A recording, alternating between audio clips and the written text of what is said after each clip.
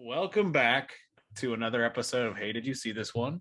My name is Steve. I am your host this week. And this week, we are continuing on with our theme of, it doesn't really have a name, it's just animation that is not necessarily strictly for children. Things that deal with heavy subject matter and visuals and sometimes lots of swearing. And yeah, this is going to be is the title. Yeah. We'll turn it into a real nice abbreviation. But this adult week animation. We are no, I don't want to call it adult animation. No, because this really movie gives off specifically does have XXX. some. This movie does specifically have some stuff in it that maybe isn't for kids, but it's also so toned down that the PG-13 rating is very fair. Like there's some decapitation and there's some like blood and there's some pretty horrifying scenes towards the end. But I don't think this movie is like, it's not like Akira where the whole thing is like a cyberpunk adult fantasy. Yeah. You know. Yes. Horrifying. And with that, I will say the title of the movie we're doing, which is Princess Mononoke. I always called it Mononoke as a kid, so I have it stuck in my head as Mononoke. I did see this movie as a child, and it is one of my, I think, most watched probably animated movies. VHS that I rented. I had it on DVD. I mean, when I say a kid, I mean like a 13-year-old. Gotcha. Okay. This movie came out in 1997. If I had it as a kid, I'd be some sort of time traveling monster. I could have it as a kid. I was fucking 8 years old in 97. No, I was 9 were 11 years old. or something. Yes. I was I was born in 1985. Yeah, so I was about to say I was 10 years old in 1997. I was 13. So I don't know how that makes sense. Yeah, I was 13. But I guess this will bring us into when we first saw this movie. And I guess since I've already started, I will go first, but I'll introduce you both. Before that, Jason and Kaylin, did you guys see this one? Hey, did you see this one? Hey. Okay. Yes. No, I didn't watch it this week. I didn't bother. Yeah, and I've never seen it, and I never will see it. I never will. I hate. I almost said something horrible. Okay. So yeah, the first time I saw Princess Mononoke was, well, I remember seeing the trailer for it first, and a big cutout standee when I was a kid for summer camp. If it was raining, they were close enough to the city that they would sometimes load us into a bus and just take us to a movie theater and watch a movie. But I wasn't super similar to Akira with anime, so I wasn't really sure what was considered good or bad or too spooky for me or too kiddie for me. You know, stuff from like Hello Kitty all the way up to things like Akira that we watched last week. There was no real way for you to tell unless somebody told you. But this one was very intriguing to me, and I believe I was seeing the movie Mulan. I don't know for sure. I think it was Mulan, but I remember seeing the trailer for this movie. Early. Oh no, never mind. Mulan was too early? 97, or was it after? Like it wasn't when it was released. Mulan came out in like 96, so it stands Mulan? to reason. I think so. 1998. Man, was it like Aladdin? Like okay, 90? But sorry, this movie came out in 1997 in Japan, so it may have taken a few years for it to arrive here. Gotcha. And I don't even know if it was released in 1977, Star Wars, 1997, or if it was just made. Anyway, off topic. The first time I saw the trailer, I think I was seeing Mulan, and I was blown away by what I saw and the music, and I was like so intrigued by it. And then I saw Mulan and completely forgot all about it until I saw it. And I saw it in, when movies would go on cable, but it was like that really high tier cable where it was like channel 400, and they would play like random movies all day long with like no breaks really. Movie I channel. saw it. Yeah, it was sort of like that. Yeah, okay, yes, movie channels. I saw it for the first time on one of those, and it was like it had just started, and I had like disappeared the memory of the trailer in my mind, and I sat down and I think I was doing laundry, I was putting socks together, and then I just like became totally engrossed, and I was like, this is like a Disney movie, but like way cooler and better than any Disney movie I've ever seen. And I think that was sort of the main thing that stuck out to me, is that the music and the animation all felt sort of inviting in the way that a Disney movie would, but then it also has these sort of edgy things to it and this like mysticism and this heavy lore that is like a little bit more complex for a child to deal with. And I was like right in that sort of like sweet spot for thinking that things were a little bit too childish for me, and then being introduced into things that were maybe a little bit too mature for me, and this kind of like fit right into the pocket of amazement. I was going to say amusement, but I was amused, but I was more than amused. I was amazed. And so that was the first time that I went through it, and I ended up getting it on DVD somehow and have watched it 100 times since then. I was mentioning to Jason before this that when I was a teenager and in my early 20s, anytime I was really sick or had to stay home from school, this was one of the movies that I would put in and just like lay like a vampire, like breathing heavily, like this movie is so good. And yeah, I guess we'll move on to Jason. When was your first time seeing this film? Much like Akira last week, this Japanese animated Studio Ghibli film was shown on Showcase quite a bit. This one? And there's kind of two bits to it. I did actually watch this movie around when it came out. I think before this I'd only seen it twice. Once around my teenage years. Then I probably watched it in my 20s when I was super into anime. Like I was super duper into anime from about 21 to about 24. And I watched a bunch of Studio Ghibli movies. What stopped you at 24? Well, I kind of lost where I was in a couple of the shows, and I don't know, I felt like it's not really growing out of it if you're like already in your 20s. I just kind of fell off that vibe, I guess. I kind of got more into like sitcoms, like sitcom television and like hour-long dramas and stuff. Anyway, so I'd seen this a couple times, but this movie was like always on in the background at like people's houses when I was a teenager. I feel like it's just one of those movies where it would just be on,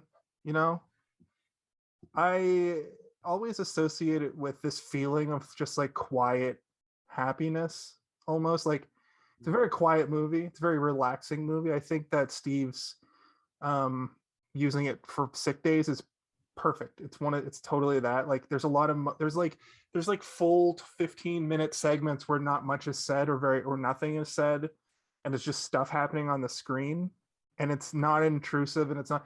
In fact, unfortunately, I was so white. I watched the first half of the movie early in the day, and then I watched the second half when I was done working, and I was wiped out, and I almost fell asleep just because it was so like there's so many like even during the big battles.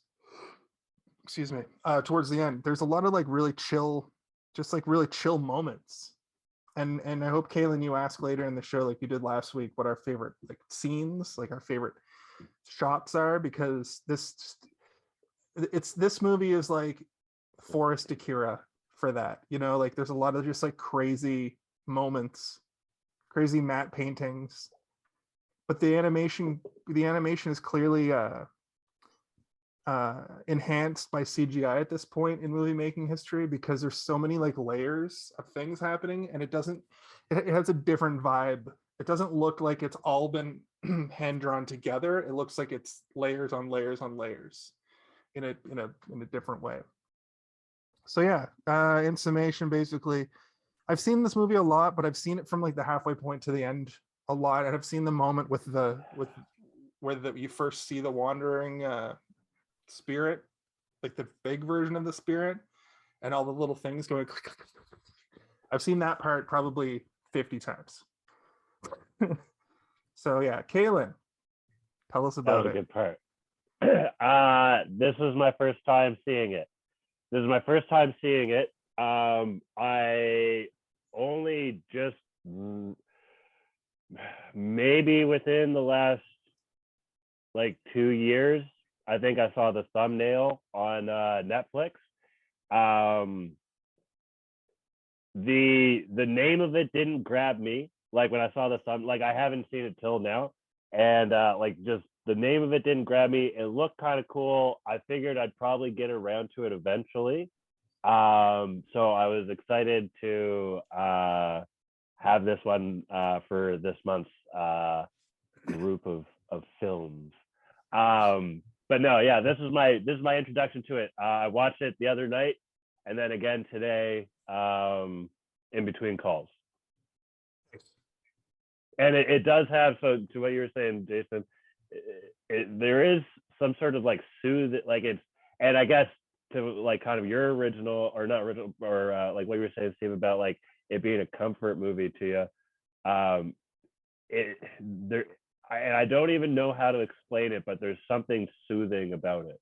When I Like, think about Princess Mononoke, I don't think of any, like when I think of Akira, I think of explosion sounds, and I think of Tatsuo, and I think of like all this loudness on the screen and in my head. Busy, very busy. But when I think about this movie, my head is just it's just silent and like just animated pictures of rolling hills and forest, and like the main character, Ashitaka on the back of his on the back of his antelope thing, just like riding through fields, and just like Princess Mononoke like flying through the air, and it just going whoosh, like whooshing sounds more than anything.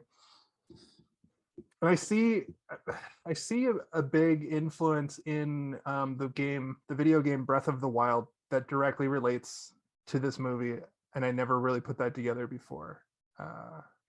I don't know if Kaylin, you don't play many video games, so I don't imagine you played it. But Steve, I think you played. I play video games. Yeah, did you play The Legend of Zelda: Breath of the Wild though? No, because I don't like chibi. I don't like chibi. It's not. It's not chibi? No. Breath of the Wild is like you're adult Link and it's open world and you go around and it's very much cool. Princess Mononoke. Like it looks very much visually like this movie that you just watched. Nice. What were you obviously when you put this one on the list, right, Steve? I did, because I was not sure if you had seen it, and I thought that you might enjoy it. And it's one of my favorite animated movies. So I don't know if it's not the best Ghibli movie for certain. There are definitely better Ghibli movies. I liked Howl's Moving Castle better than this movie in retrospect, and I unfortunately gave this not a low rating, but I may have given it a lower rating than it deserves. But I think that so many things have come after it.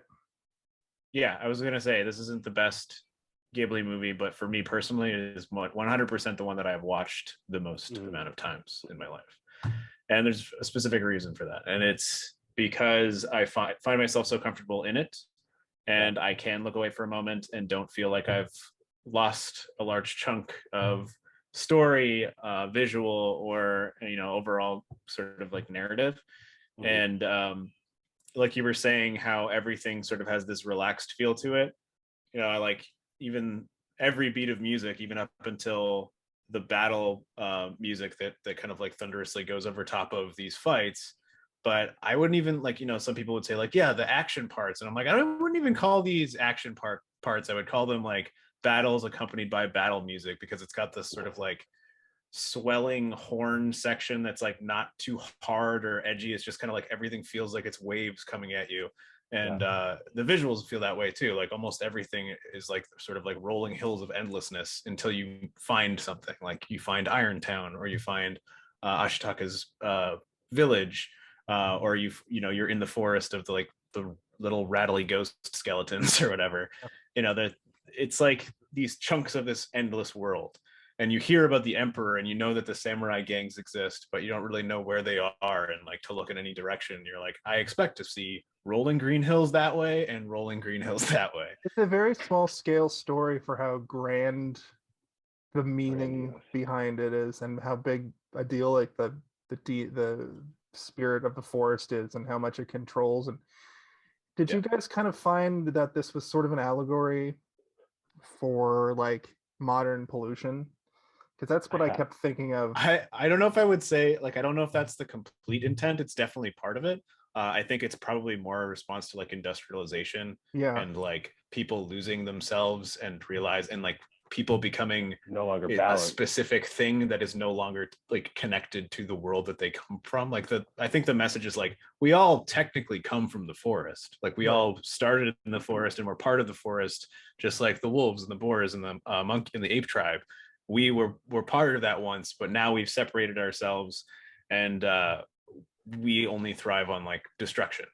But even like what's her name? The Iron Lady. Lady Iboshi. Lady Eboshi, yeah. She like even doesn't feel like she's fully cut off from the forest either, you know, like and no one does fully. She's a really interesting character because she's not like all the Disney villains, all the Disney evil stepmoms, or you know, Cruella de Vil, they always like 100%. They always make them, yeah. That's why it's always weird now where they make movies like Maleficent and they make the one about Cruella where they make them like likable. Maleficent I haven't seen, but from the trailers I get the vibe that she's like this evil, super evil person who's like always cracking wise. Angelina Jolie, right? Yeah. And then she got like the shit end of a stick or whatever, and but I did see the Cruella the allegory for that movie is real rough. I don't really want to talk about it. That's how rough it is. The Cruella de Vil movie with Emma Stone was good, but you don't. It's really hard to like forget. Is it Emma Stone? I thought it was Margot Robbie. No, it's Emma Stone. It's really hard. Yeah, it's really hard to forget that Cruella de Vil in 10 years from, I guess she's like looking it up. You know, 20 in this movie. When by the time she's 40, she's trying to literally turn 100 Dalmatians into a fur coat. And she'll stop at nothing to destroy this poor family. And I think that the story of 101 Dalmatians is even that like the family's trying to have kids, but she can't get pregnant, so they get these puppies, which adds this whole other layer of like this horrible woman trying to do these horrible things. And then you just kind of make her like a sweet punk who's trying to like take down the fashion industry. And it kind of goes, dude, like, but in Princess Mononoke, this character right from the beginning, the way that she explains herself, you're kind of when Ashitaka first meets Lady Eboshi, you kind of see it from her point of view briefly. She's like, like at every moment that you think, oh man, this lady is kind of maybe evil, they show you something that's like, no, she isn't. She's helping lepers. No, she's helping the lepers. Yeah. She, you know, I think the lepers are just, they have that poisoning that Ashitaka has. I think that's kind of how that's explained. Are they literally lepers? No, they're just lepers. No, because they're just like they're from like the cities and stuff. She took them in when they got cast out of the cities. Yeah. Why don't you give us a quick little elevator's pitch of what well, maybe I said that wrong. Elevator synopsis, I think is what you mean. Yeah. Okay. So, you know, the movie opens with, depending on which version you watched. This time I watched the English dub. I've seen both, but I was kind of feeling a little crummy yesterday, and was like, I just want to hear Keith David's sweet voice. I want to hear Billy Bob Thornton be a dickhead. Gods and man, I thought it was Nicolas Cage, and I don't know why. It's not. I mean, in some movies he has sort of like a southernish drawl, but like, and it sounds like maybe he was doing a cartoonish one, because Billy Bob Thornton in this movie, it almost seems like he probably delivered his lines in the way that he would normally in a regular Billy Bob Thornton performance. But then because he's so like, they had to like chop chunks up and stick them right next to each other. And I'm like, I think they manipulated his dialogue a lot in this movie, or he just didn't give a shit and gave a bad performance. Just before you do the synopsis, I did want to mention that this compared to Akira, I'm going to do a lot of comparing to Akira just because it's so fresh in my head and they're so like compare and contrast movies. But the animation style for their mouth movement, it's almost like they didn't focus as much on animating to, because even if you put Japanese in their mouth, it would still just look like their mouth is going open and closed. Up and down, yeah. And as opposed to like shaping the mouth, right? Exactly. And I think that's like intentional, but it also, in my opinion, works better. It's not as distracting when they're just jamming English words into clearly somebody speaking in Japanese. And that's what I was saying last week, how I wish they had just done it like they do old Japanese kung fu movies where they're just talking over over their mouths moving and not really trying to fit it as hard. But yeah, sorry, Steve, cut you off, buddy. Okay. No, we were just talking about Billy Bob Thornton. We can get into the cast in a second, but yeah, the main story is of a prince of a small tribe named Ashitaka. He is, it kind of pans down to his swash of the never-ending green hills of the world that this movie takes place in. After a beautiful Keith David speech, kind of explaining that the world is meant for gods and for demons, and there are other things within the world. Yes, what would you like to say, Kaylin? I was gonna say right quick, I don't think we planned this. We're all black and white. Okay. No, we didn't. Much like I have a wolf on my shirt. Much like this movie, the morality and the moral bindings of Ashitaka, he sees the world as very black and white at first, and realizes just how many shades of gray exist. Way to connect. Yeah. Like that time we all wear sunglasses. Yeah, we didn't plan So that cool. either. It was crazy. So anyway, we panned down to this village. I don't really know what I think they might mention the name of the village, but they also, Billy Bob Thornton infers that they're thought to have been extinct for like 500 years or something crazy. So it's, they also infer that he traveled super far to get to Irontown. Like he traveled really far. We just don't get any like really real traveling montage. Yes. So he is he runs into some other villagers, tells them that something's wrong, and he goes up this sort of like watchtower where he meets another man up there who I'm not sure. I think that's just supposed to be a village elder, but it's kind of like unsure of where he falls into this town, except that he's the prince, I guess, because they keep calling him the prince. Oh, right. Yeah. But anyway, a giant monster made of he's a hands-on dogs. Prince. He doesn't sit back behind the I line. think it's such a small township that even the royalty or whatever you want to call them are the ones that protect. But he goes, and a giant monster made of rotten noodles comes out of the forest, and I thought they were worms. Are they not worms? They're like weird demonic pustules. Demonic worms. Yeah. I think it's just supposed to be the essence of evil is coming out of him, or the curse is trying to gain form.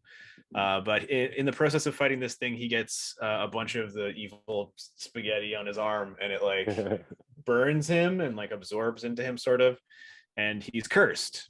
And we cut to them attempting to clean the wound, and the boar that is revealed after all the evil melts away basically says like, all of you are gonna have to burn and feel as much pain as I've ever felt, and I don't care for your prayers or whatever. Yeah.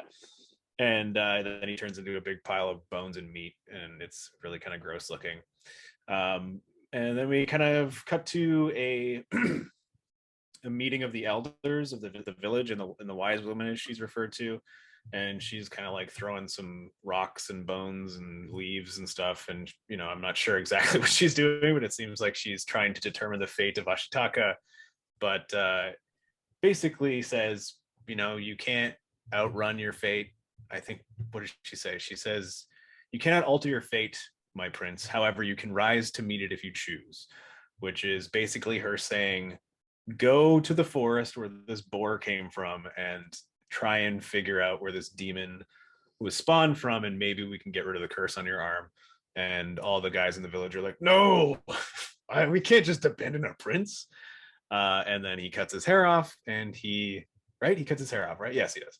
He cuts his hair, which gives him sort of like a little short haircut, which is really cool. Right there. Well, you guys can't see it, but right there. That's the haircut I want. Oh, you pointing to yourself? No, wow. Kalen kind of does have the hairstyle, but I think Kalen is saying that his my Zoom videos are above Kalen, but he might be above us on his. All right, movie. I can't pay attention to it then. I don't need to. My bad. Yeah. Also, the haircut's right there or there. Oh, okay. Steve, your Instagram is like it's been spinning. Is it still spinning? It's like on and off. What about the rest of us? You guys seem fine to me, but I guess You look fine on mine. Oh. He's not spinning on yours? Nope. Okay, guys are fine. all- That's fine. That's good because as long as his is good, it'll upload and it won't have any choppiness to it. So my bad. Continue, please. Hey viewers, if you enjoyed these ad libs, stay tuned or something. Stay tuned for more of this because we've only been going for a half hour. Oh, now he's frozen in the Zoom call. Okay, now I actually did. And now he's gone from the Zoom Damn it! call. Why did I make a joke? Well, so hello. this is a little bit of technical difficulty. Wait, no, he's back on Insta. He's making a face, a very confused face. I can see hear him. us? He's chopping in and out. Do I invite him back to the Zoom call? Are you allowed to? I can probably do it. He'll probably Are we recording? We are still recording, yes. This is a live Nice. show. It's a live show. Can you hear Steve, him? are you still there? Can you hear him on Insta? Well, I think he might be there, but I'm not too sure. He's not saying anything. Can you hear me, Steve? Yeah, I can hear you. Oh, perfect. He's there. How you doing? On Instagram, but I don't know what happened. My computer like flickered on and off. That's okay. Well, we can like just a keep. power thing. I think it was a power surge, but I don't really know what happened. Okay, well, I'm still on Instagram, so I'll wait for my computer to connect. How do you want to play this? Jason, that I lost the recording, so I was gonna say, yeah. Jason, you're in control. I of still, saving yeah, this I one. still have the recording, so we're good. I can kind of, I don't know, did you turn something up on your end? Because I can kind of hear Steve through. Oh, I turned it up because I can't. I turned the volume on the phone just so I could hear Steve because I can't because he's not on the. This is the Zoom. I only have. You guys have like 2 or 3 headphones and all kinds of devices and stuff. No, I have my. This is just the Zoom call, and then I have my earbuds that are just picking up my voice for the Instagram. So you have 2 things. Well, I have 6 things. 6 things set up. I have my 2 laptops. I have my 2 phones. I have my headset, and I have 2 my laptops. Yeah, I have. It's where I take my notes, man. So many things. Oh man, you guys got dope ass setups. Well, yeah, good. All you need to do is get a better microphone. That's the only thing you need to add to this equation. Yeah. Better out than in. That's what I always say. Ask Steve if he can get back. Why do I have to ask him? I'm pretty sure he can hear you. Oh, can you hear me? The fuck is that? Why is WrestleCast calling me? Decline. Do they have food? Are they delivering? No, they're accidentally calling. Who are they? Is that a boss? No, it's this wrestling group that I'm in on Facebook where we talk about the shows as we watch them. I think he butt dialed the chat. This is just falling apart. This is the most disastrous moment of this show we've ever had. You know what? Spice is the spice of life. Yep, spice is the spice of life, as they say. Luckily, once we get an intro, I will throw up all of these episodes with this kind of stuff edited out. Once we get an intro. And then when the DVD copies are made, you'll be able to find all of these. Nope. What do you mean? Not how that works. Not all even of close. these outtakes and special features and no, more. Because these literally get deleted for space. Say something funny and you might just make it onto the TikTok, but that's about as far as we're going with that. Oh, look. Naveed Khan is back. There. Hello. Oh, thank you, everyone, for your patience. We don't have one of those technical difficulty. We're working on this fix or something. Steve, your Insta looks fine now. I think you had your internet, did your internet and your computer have a blip? Yeah, it was my. Can you hear me? Yeah. Yeah, I'm not sure what happened. It must have been my internet that cut out, but my like screen flickered as well. So I was like, did I just like get a weird? But the computer didn't shut off. But the Zoom, yeah. Anyway, Oh, okay. I don't know what happened. I think your phone, I watched as your phone had like a spin on it. I think I was watching it go over to your LTE, your 4G or whatever. Anyway, we are back with more Mononoke action. Mononoke. Here, I'm gonna Mono. All right. Should we clap? Should we? Well, we're not doing 3 separate streams, so I just did a clap. So when I edit this in 40 years. I'm getting a weird feedback on my microphone. This is annoying me. My bad. Is it me? I don't think it's you. No, it's like a weird electronic feedback. I'm not sure what happened. Was it the Chad? I might even watch Charlie's Angels. Who knows? Today, the new one. No. The first one, just for Tom Green. I was watching LOL or Delicious cheese sandwich. Delicious cheese sandwich. It's funny how much people love that bit on that show when that's literally a reference to Freddy Got Fingered. What do you like to taste? Freddy Got Fingered is one of the best movies ever. Yeah, it's one of the best fucking movies. You know the story behind that with the. We've talked about that on the show. We have. Anyway. Sorry, you guys want to get back to the movie? Sorry, I think I'm good now. Steve, take the reins. So yeah, I was talking about how he cut his hair off, and it's really cool. And I feel like there's probably some really huge, significant reason for him to cut his hair off. But what it really achieved for me was that every time he gets kind of angry, his hair stands up like he's a cat, like a frightened cat or an angry cat, or a Super Saiyan, I guess, if you want to, pull it in that realm. No, it's just this sort of like stands up like an angered or frightened animal, and he goes on his journey. He says goodbye. It's a realistically bad hairstyle that you would get if you just lobbed off a top knot. So yeah. I did appreciate that realism. His hair looks dorky. Yeah, that's what I want. I want that haircut. So grow your hair into a top knot like a Russell Brand. I had that haircut in high school because I was in a play and I had to cut my hair like that, like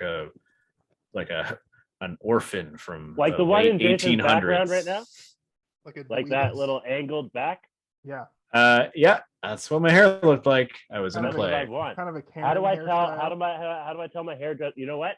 I'm just gonna keep doing what I've been doing for the last 2 years and cut my hair on my own, and it'll probably turn out like that. Well, turn your head to the side for a sec. It's kind of doing that already. You just have curly hair. Yeah. So get a reverse perm, whatever. Get your hair straightened. I think that's also a perm. I think there's 2 types of perms. I think there's a straight. Oh, just wait. What's it called? Relaxer? Relief?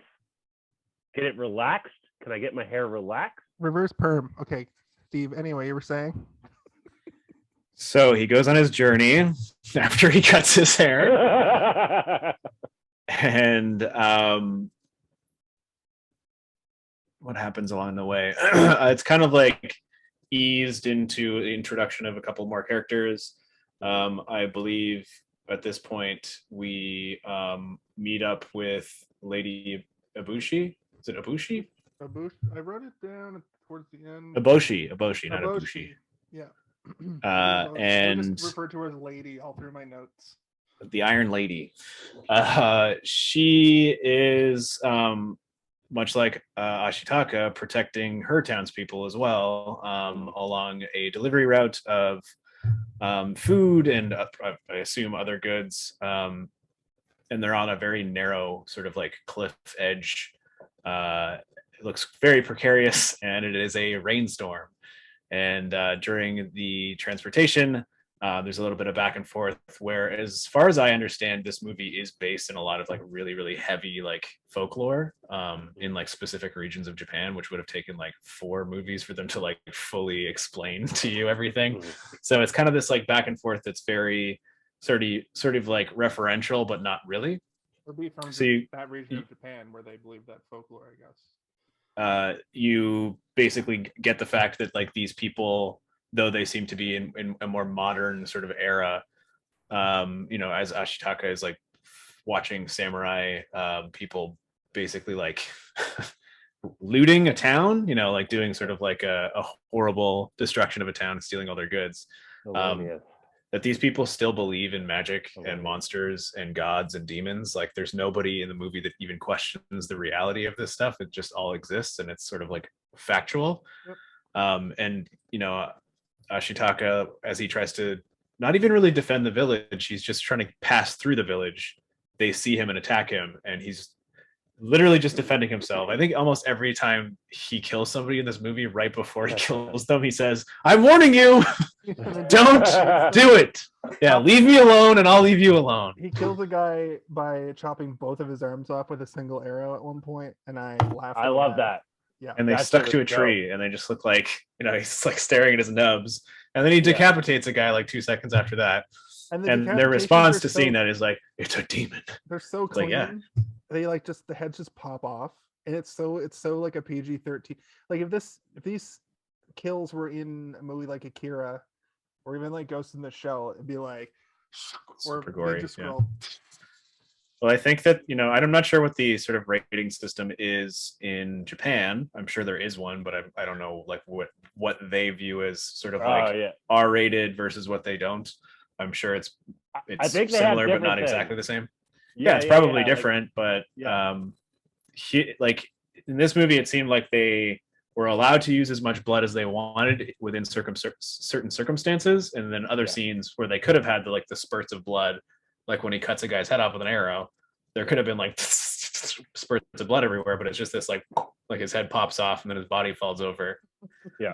But when he gets shot by the woman in the village, he is just like pouring blood, and it's like pretty gnarly. Like, and he's bleeding a lot. And anytime that somebody looks as though they're suffering from a wound, that's when the blood is really sort of matting all over them, and it's super bright. And then when it's just sort of like not gratuitous violence, but violence to just show how powerful he is. Yeah. They don't show any super gore. It's just sort of like limbs fly off. So many limbs fly off in this movie, by the way. I also felt that the spirit of the forest turning into the night demon moment was really like, well, it wasn't like straight up blood gore. It was sort of shades of the Akira like blob. Yeah, the endings of both these movies felt pretty similar. Yeah. Right down to like her getting trapped inside of like that final boar demon and him trying to like go in after her. Yeah. There was a bit of a twist where the wolf went in. And remember, guys, a wolf can bite after it's dead. A wolf's head can bite after it's dead. So never forget that. That scene was Don't forget it. Also, don't go down on a wolf if it's having its period. Could you please elaborate? Is that from this movie? I don't remember that line, and I've seen this movie like 100 times. One time, one person went down on someone and didn't know they had their period, and then went downstairs to have breakfast with her parents, and her parents had a fit, I think is what the old people say. They probably had a horrifying moment where their face was covered in blood. Well, their face metaphorically was covered in blood, while his face literally was covered in blood. Okay. I want to put that on TikTok. That's a TikTok moment right there. It's TikTokable, as we call it. That's what the kids want, man. They want to hear gross shit. Yep. Anyway, we got a little sidetracked here. They show Ashitaka saving a village. They show Lady Ibushi God damn it, Eboshi, saving her, or not really saving. She lets a couple of them fall off the cliff, and this is sort of like the Disney villain tone we were talking about earlier, where they're like, "What about the men?" And she just says, "They're dead. Let's go." Let's go. And then we get the village of ladies was my favorite. Yeah, the women are going to be fine back there. We need the men with us now in the woods. Yeah. You get a small scene of Ashitaka meeting Billy Bob Thornton for the first time, where he attempts to pay for 1 bag of rice with 4 bags of rice worth of gold or whatever. And then Billy Bob Thornton, you have him sort of explaining the value of the gold to this small village, which is like, oh, it shows 1, that this guy is smart, and 2, that the village out here, maybe not so much smart. They don't know what gold is and its value. But can we change the word to smart and change it to what they value? Do you know what I mean? Like gold. Well, I mean, once he explained gold to them, she thought it was really valuable and wanted it. No. But even with the explanation of gold, that's only because of the value that other people put on it as well. That's like, do you know what I mean? Whereas it doesn't, like, literally, what's gold gonna do for you as far as necessity, right? Although I think it might be a good conductor or some shit like that, but like, you know what I mean? You're not building your shelter out of it. You're not eating it. Like, I realize. Well, I mean, like seconds later within that scene, it's explained that these people do find gold valuable because there's money changers in the town. When he's like, "Is there a money changer?" What the rock itself was. Yeah, so she's probably used to seeing gold as like a coin and not as like that gold piece, and those are the dudes that were like. She was like, "Yeah, give me back my gold" or whatever. Yeah. Then those dudes that chase Ashitaka and Billy Bob Thornton out of town, clearly they were like, where there's gold, there's always more gold, kind of a thing. Yeah, this guy's throwing around gold nuggets, let's go get him. And then but I do think that like the main sort of crux of that scene is it takes care of a couple of things. It introduces Billy Bob Thornton's character. It shows that he is sort of like wily and sort of smart, and it shows that he also is good at sort of manipulating people, because he sees that Ashitaka is like, okay, he's competent, he's strong, he's on an elk that I've never seen before, and also he has a bunch of gold and doesn't understand how valuable gold is, so I'm going to become his friend. He's kind of like the talking animal character in a lot of Disney movies, where the street smart sort of explain everything to people, to like their or like Danny DeVito's character in Hercules. Right. Like, true. Okay. I guess I was thinking that was a more pug from Men in Black. Yeah. Well, I mean, I think that Jason is saying that they're like the character that is sort of the companion to the main character who explains things to the audience via explaining it to the main character. Like the parrot. I don't know if the pug in Men in Black does that. He's kind of like, hey, I'm a pug, right? Like, Rafiki, even though they're all animals. All right. Like the dragon and like Eddie Murphy and Mulan. Like the shark from Jaws. Yes. Not even close, but yes. He was an aneurysm. Yeah, I don't know. I don't even know what this is. We're not even 1/3 into your synopsis, and we've. Well, I mean, we do keep kind of getting derailed by the internet cutting out, or people talking about all the different animal companions from every single Disney movie. You want to list a couple more? The seagull from Mermaid, also the crab from Mermaid. Oh yeah, and the fish from Mermaid too. They're all animals. The crab from Little Mermaid is the gargoyles from Hunchback. All the talking furniture from Beauty and the Beast. They're not animals, but they're useless like the horse. Anyway, what about the flowers from Alice in Wonderland? All of Alice in Wonderland except for Alice. Yeah, they're all animals. To her constantly because she's tripping balls. So anyway, eventually Ashitaka finds his way to Irontown, but not before he finds two men in the forest badly injured. The two men who fell out of the caravan from Irontown. He helps them onto a horse and he takes them through the cursed forest, or the magic forest, or the home of the spirit of the forest. It's probably got a million names, but what we do know is that people from Irontown are scared to go in there. Ashitaka is not scared to go in there because his elk is not scared to go in there. I like those little ghost guys, or like little bobblehead man. Their little butt, their little tiny with butts. their like kind of like abstract, or like, I'm not sure if abstract's the right word, but like uneven faces or whatever. Yeah, they just sort of look like little. There's another line ghosty I drew faced. with Breath of the Wild. They remind me of the tree token dudes from Breath of the Wild. Yeah, again, I think that a lot of this movie is based on actual folklore, and I wouldn't be surprised if a lot of like stuff from Zelda is also. It's all Japanese folklore. Yeah. So he gets these guys safely through the forest, and he doesn't he see her? Yeah, he sees the princess, and A she glimpse of her for the first time. yeah, catches a glimpse of her at the river where she's sucking the blood out of her brother, who is a wolf, and she is not a wolf. And he doesn't know who she is, but she basically ignores him and goes back into the woods. And then before that too, though, the Princess Mononoke is mentioned not as the name San, but they do mention, and he goes like, oh, because Princess Mononoke is supposed to be able to heal him of his wound, right? Or so the spirit of, I thought it was the spirit of the forest. Or she something. could lead him to the spirit of the forest to heal his wound. Is sort of what I. Yeah, there's a couple of like weird bits of like mission parameters that are given throughout, and they're given by different people.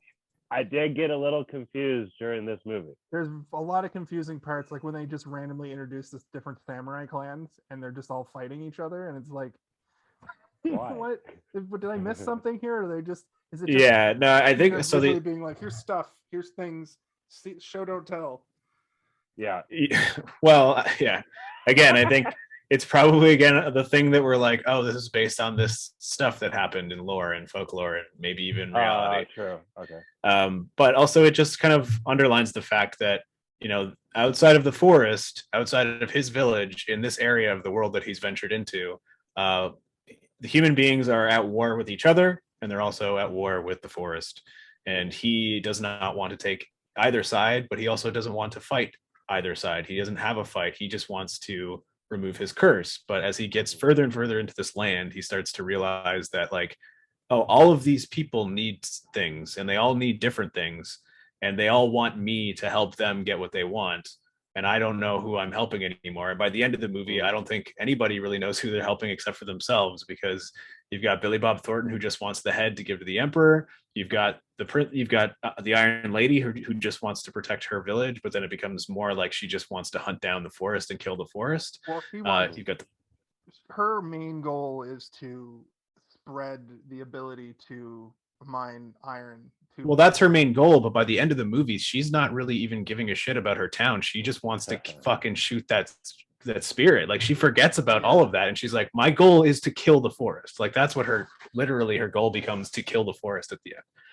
And it's like, everything up to that, it keeps, you know, showing you that, like, she cares about industry, she cares about the betterment of humanity, and she cares about helping people who need help. She brings brothel women, basically, like, you know, like prostitutes, buys their contracts so that she can have them come work for her, so that she doesn't have to have these people walking around with miserable lives. She takes lepers in as like people who design and craft intricate weaponry for her to help her in her journey, which is to, you know, spread industry. Those guns are pretty cool, eh? I felt a weird, like, muskets have never been like that. It is a similar thing. Muskets are, you light kind of, not a wick, but you put it in, and the gunpowder just goes off and it shoots the projectile. But the fact that this had like a lever, like, it looked like a musket, it had the lever that put the little bit of fire into the gunpowder, and it did like a charge off your shoulder. That felt almost sci-fi to me. That was almost like a musket, a different universe musket that felt almost sci-fi, I guess. Yeah, and it felt sort of like in tandem with like real musket design, as well as sort of like traditional like Chinese and Japanese sort of like firework, you know, the stuff that they're using at the beginning. Like, it feels like they designed a rifle using that as a template. Like, that was like the early version.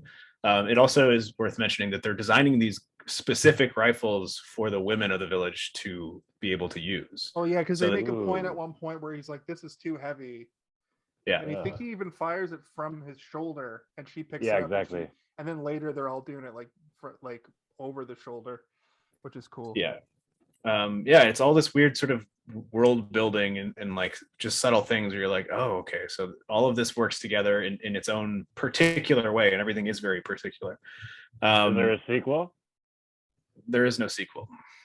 Studio Ghibli movies don't do sequels. They're like Disney, except for Disney do sequels all the time. Yeah. Not in theater sequels, like straight to streaming or straight to DVD. I mean, I almost sort of plowed through the rest of what happens because, he basically the rest of the movie up to this point, after my explanation, is like he gets to know all the villagers of Irontown. He is introduced to the idea of Princess Mononoke. They have a fight. Princess Mononoke comes in and fights Lady Eboshi, and Ashitaka basically knocks them both out, gives the Lady Eboshi back, goes with Princess Mononoke, and he gets shot in the process. And she takes him where he's healed of his bullet wound, but not the curse, which is sort of interesting because you're like, this either means one, the spirit of the forest cannot cure this curse, or the spirit of the forest is choosing not to cure the curse, and you don't really know which one it is. Things about this movie though, where the first hour and 15 or 20 minutes, it's all world building, like just showing you where you're at, and then in that last hour, you get like full on, really well animated fighting and several long shots of fighting, like the fight in the village with Ashitaka coming back and Princess Mononoke like fucking everybody up, and then there's a fight where they're outside of town where the antelope guy gets fucked up and he's like, you gotta stay behind, but right before that he's like fighting samurai again. And there's a lot of those really cool long prolonged fight scenes in the final act basically. Yes. And as I said before, in the final act of this movie is, things are kind of hitting the fan in every direction. And everybody is basically offering Ashitaka to help. He's like, you have to help us. But, he's not going to. And it's, Agent Dana Scully herself who gives him the word of advice, which is like, the humans are foolish, but so are all of the beasts of the forest. And, like you need to do what you think you need to do. And like, what do you want to do kind of thing. She gives him the choice. I'm sure there's more to it than that within that scene. But, while this is happening, you've got, is his name Juro? The Billy Bob Thornton's character, who he kind of like presents himself as a right-hand man to Lady Eboshi, but at the end of the day, he really doesn't give a shit about Irontown or the forest. The right-hand man's name is Gonza. Oh no, yeah, I'm talking about Billy Bob Thornton's character, who is also Waka from Final Fantasy X, and most notably Bender. He's also like 14 characters in this movie. Like every time they need a tough guy to come up and be like, "Hey, you!" What are you doing over here? Yeah, he's that voice. Yeah, there's a lot of Disney and Fox alumni. I think I said Joe DiMaggio, which is not that person. John DiMaggio. There's a few Bart Simpsons in this movie as well. The reason Bart Simpsons. What do you mean a few Bart Simpsons? The lady who plays the lady who plays Bart Simpson does a few voices in this movie as well. Gotcha. Nancy Cartwright. Mm-hmm. John DiMaggio. I just want to get the thought out, or I'll get brain blue balls. But he's the reason why we might not get that next season of Futurama, or they might replace him because he doesn't want to come back. He's like, I want my money, man. Anyway, maybe they can offer him something else. Maybe they can convince him of the message of this movie. Oh, which is, don't fuck with the forest or the forest will fuck you. Personally, I think we need to be more in touch with. So I'll say, like, I guess 3 words: body, mind, and spirit. Right? Like, they all need to be exercised, right? And I think it's foolish of us to kind of ignore our natural side or whatever. So like you were saying earlier, Steve, like how they're becoming more and more separated from like nature or whatever, right? Yeah. Another video game that this really reminded me of too, in a lot of ways, is the game Valheim. The fortress looked a lot like the Valheim fortress, and the way they were digging into the side of the hill kind of looked like that to me. And you have to go through an iron phase in that as well. And I kept thinking about that while they were showing the Iron Forge. Ooh, iron, yeah. Yes. So to bring that I back to what mean, Kalen was saying, that there's a lot of hurt yeah. from Well, home. no, I mean narrative what in there. Kalen was saying is accurate, and like in this movie, they're literally afraid of the forest. You know, it's Yeah. not even that they're just detached from it. Like all of those guys that were going, and Ibushi herself, they avoided going through the forest because they knew that if they went through the forest, they would be killed. And all of what they've achieved in Iron Town and beyond it, it's like, you know, that first shot when you see Ashitaka come over the hill and he's like looking at what's going on, it's like, you know, the grungiest, dirtiest looking stuff you've ever seen in contrast to what you've just seen up until that point. It's just so dusty, dirty, smoky, and it doesn't look welcoming. There's like every tree is spiked out of the side so that nothing can ever come up near it. And you get the idea that, you know, this thing is he says it's a fortress.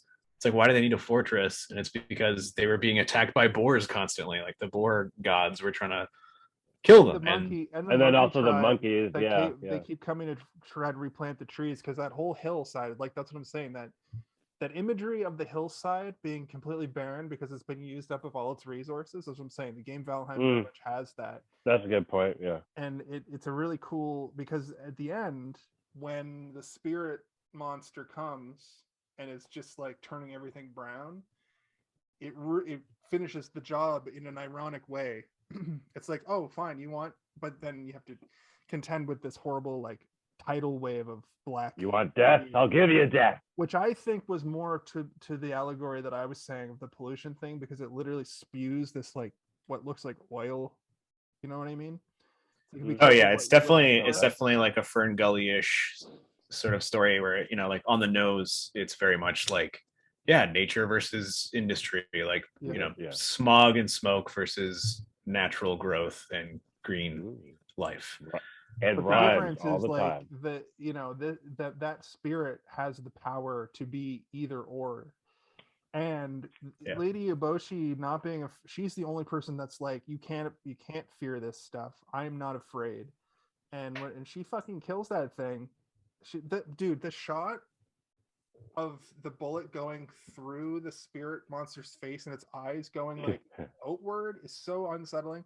The face of the nighttime or the daytime spirit walker is so unsettling to me. It looks like a kabuki mask almost. It's always changing too. Like every shot of it, it's like it's slowly changing and morphing, and it's almost like a Rorschach painting almost. It is sort of, but like I almost want to say, like, because when it looks at a human, it almost starts to morph into look more human-like, and then when it's in its more naturalistic state, it kind of grows a snout and has more of a deer nose, and it's almost like this weird sort of twisted mirror, or like a creature that's like it's trying to figure out what it's looking at while you're looking at it, where it, you know, it's looking at you, but it's like, what am I looking at? And it starts to sort of try and shift into what it's looking at as well. Yeah, no, it is super unsettling, and like every single shot of that thing is, it's so beautiful, but at the same time you're like, ugh, what is this thing? It looked kind of oily actually, now that I think about it.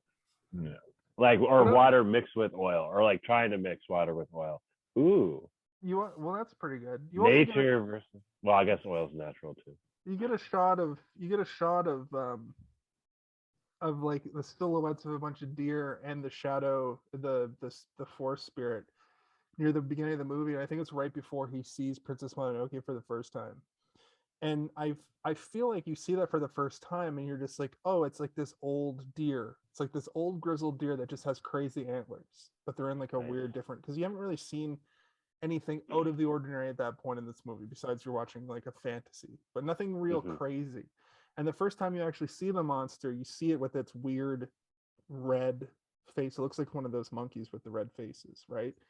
And I think, Steve, you're onto something saying that it tries to morph its face to sort of what it's looking at. Also, it's a very much corporeal being that is a god, but can be killed. Corporeal, yeah, like tangible, like you can touch it and it's in the world. Like ghosts. It's not made of mist. Yeah, ghosts are non-corporeal. Okay. And they don't really portray gods like that very often. can't just go up and fucking kill a god. In like Valhalla, or in like, you know what I mean? Like the gods can kill each other, they can fight each other because they're on the same power level. But a human can't like just fist fight Thor and beat him ever, unless he's depowered in some way. And I thought it was really interesting in this how she fires a bullet through its head, and it kind of like, it's like for like a second it's almost looks like it's unfazed, but then she's like, it's going to take more than that. And then she just I think it's completely by happenstance and completely by accident that she just happens to shoot it while it's morphing from its daytime form to its nighttime form. But they don't address that, and they don't know that. And I think that's a really interesting thing that it's a show don't tell that this movie does really well, and it does a lot of that. Show don't as tell. we talked about, where you just, if something happens, it's like, oh, okay, I guess that can happen.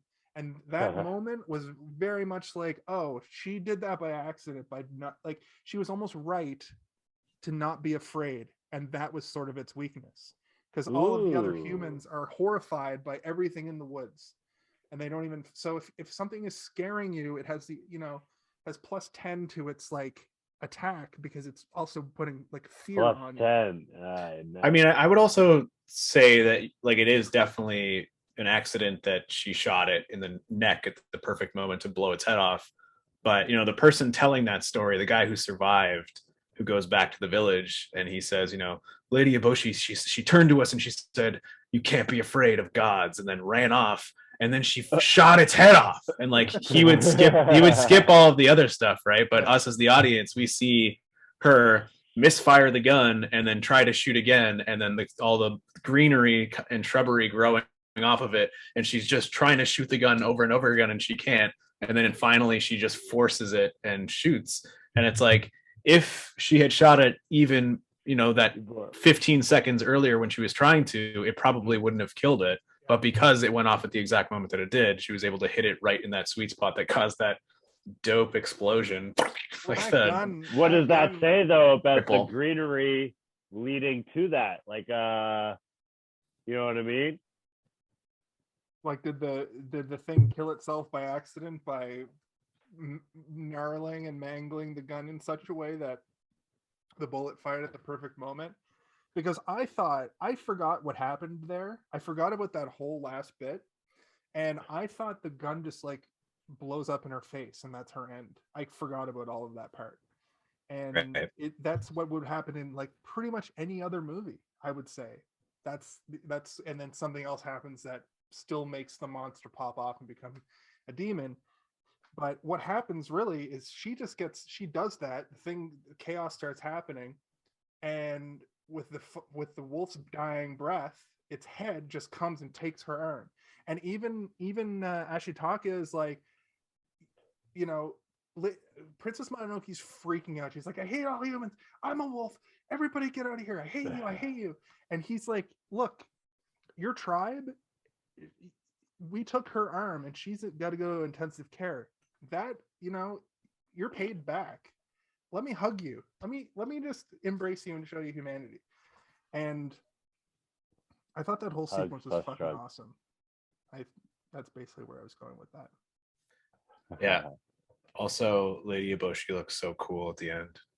Her like armor and stuff, and her like half cape. Yep. She's so cool. Half cape. Also, when the fight between her and Princess Mononoke is like really great as well. How it's like she's all precision and timing, and Princess Mononoke is just like wild swipes and like crouching like a little monster. From Final Fantasy VI. She's that whole sequence is great, where she, you know, one of the wolves essentially like launches himself into the ramparts so that she can fly up, and she doesn't even get all the way up. She has to stick a spear in and then like jump off of that. The wolf also flies in a weird way where it doesn't hit the spikes. It hits like right underneath the spikes, and then she's able to use that to propel off. Yeah, the momentum of the speed. Yeah, it's great. Like that, catapult. We watched animation of all of this stuff too. Like this was all animated. Like you couldn't even do this. You couldn't do this now with CGI for a live action. I don't think we'll ever. Does the next week thing count if it's CGI animation? Yes. Yeah. Okay. It's still animation. I agree with what you're saying, Jason. I don't think they could ever accomplish all of the action sequences in this movie in live action to any degree of satisfaction that you would get out of watching it in the 2D animation. It's just like, just wouldn't be the same. There are certain animes that I think it works for because it's not as meticulous and it's not as choreographed and thought out and storyboarded and like painstakingly like set up. Kung Fu heavy into it. Like I think you could make a good Dragon Ball live. I have the best idea for a Dragon Ball movie. I think you can make a good like live action Bleach, which I think they did make a Bleach live action, but I think it's one of those Death Note situations. They should have been able to make a good Death Note live action. I would say that more movies should be turned into Ghibli animations. Do a Ghostbusters Ghibli animation. Reverse it into anime. A few years ago, I think it was somebody's animation like final project they did in school, and they just made like a very short, I think it was like a minute-long trailer for an Ocarina of Time movie, all done in the style of this movie. Nice. So you see like the bomb store guy like sitting, and it's just all, you know, they do like little snippets of all of Hyrule within the storyline of Ocarina of Time, and it's like so appropriate. And I was just like, man, I really want this to be a real thing. Yeah, the Twilight Princess Zelda looks like it was sort of based off of paintings too. Like the animation style is like if you were actually, you know what, the last 3 Zelda games are almost animations, the painting animation. The one where you're flying around, the Skyward Sword, was also based off of like if a painting was a video game. And those 3 as a trilogy sort of encompass a lot of elements that you see in Princess Mononoke and probably were heavily influenced by it. Yeah, it's another thing with the music as well. Yeah. Like especially around this time period, 1997, when I was just listening to the soundtrack today actually while I was working. Nice. And I played a lot of Star Fox 64 when I was a kid. Yeah. And right around the same time, I believe it came out in 1997 as well. And there's just a particular sort of style of instrumental like swells and crescendos at this point. It's like very, I think I was saying it before, it's like a lot of these like soft horns, like French horns and trombones and stuff, where there's not really like harsh note changes. There's sort of the swells. Mm-hmm. And I think that's one of the reasons that the action sequences in this movie, they don't even really feel aggressive. They like, I can still be sitting there eating my chicken noodle soup while I'm sick and not be like, whoa, just like, oh yes, all of this is so relaxing. I'm telling you, man, this movie in my mind is silence. It's crazy how violent? SIL, it's completely silent inside of my mind. Oh, silent. Like I don't really hear it. It's just like it sounds like water running down a creek. Right. And yeah, I mean, like air and just silence. I've listened to the soundtrack quite a lot in my life, and it's not one that gets into my brain and sticks in there. You know, it's not an earworm. Like I couldn't even, I don't think, hum you the main theme song from the beginning of the movie right now if I tried. I might be able to get a couple of notes in the right order. Mononoke, coming to you on the back of a wolf. Here comes the forest demon, gonna put a bunch of jizz on you. Oh no!